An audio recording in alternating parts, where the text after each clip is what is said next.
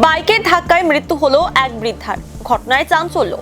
বৃহস্পতিবার ঘটনাটি ঘটে রাজগঞ্জ গাডরা রাজ্য সড়কের মাঝিয়ালি গ্রাম পঞ্চায়েতের পালপাড়া এলাকায়।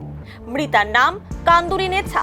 মাঝিয়ালি গ্রাম পঞ্চায়েতের মণিজোত এলাকার বাসিন্দা ছিলেন বৃদ্ধা।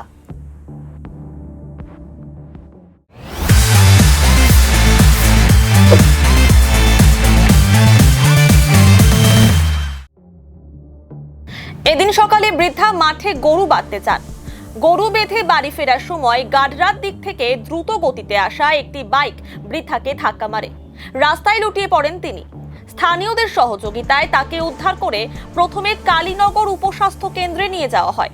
সেখানে তার অবস্থা আশঙ্কাজনক হওয়ায় রাজগঞ্জ গ্রামীণ হাসপাতালে স্থানান্তরিত করা হলে কর্তব্যরত চিকিৎসকেরা তাকে মৃত বলে ঘোষণা করে। এদিন হাসপাতালে কান্নায় ভেঙে পড়ে পরিবারের সদস্যরা। খবর পেয়ে ঘটনাস্থলে পৌঁছায় রাজগঞ্জ থানার পুলিশ।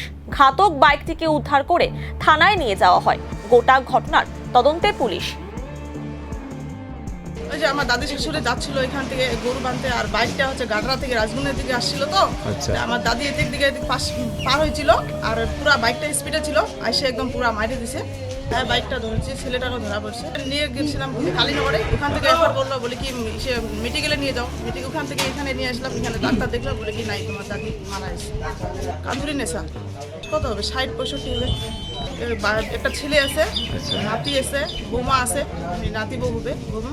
বয়স্কর মহিলা যাচ্ছিল ওই গরু নিয়ে, গরু মাঠে নিয়ে যাচ্ছিল, আর ওই পাশ থেকে একটা বাইক স্পিড আসে, ওই কানে মোবাইল ছিল, ওই কি যে দিক ভুল করে মানে মহিলাকে সামনাসামনি গরু দৌড়াচ্ছিল। হ্যাঁ, যে বাইক চালক ছিল ওর কানে এক হাতে মোবাইল ছিল, কানের মধ্যে মোবাইল ছিল, আর এক হাতে গাড়ি চালাচ্ছিল।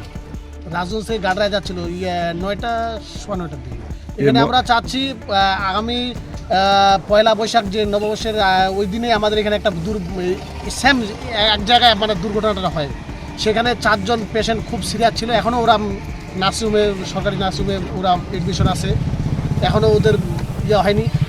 আজকে আবার একটা এইরকম ঘটনা হয়ে গেল। এখানে যে পুলিশ প্রশাসন তো সব কিছু দেখতেছে, তো এখানে আমাদের একটা ব্রিগেড হোক বা বাম্পার হোক, যে কোনো একটা ব্যবস্থা করলে আমরা মানে গ্রামবাসী। এটা হচ্ছে পালপোরা মোড়, মাঝিয়ালি পালপোরা মোড়।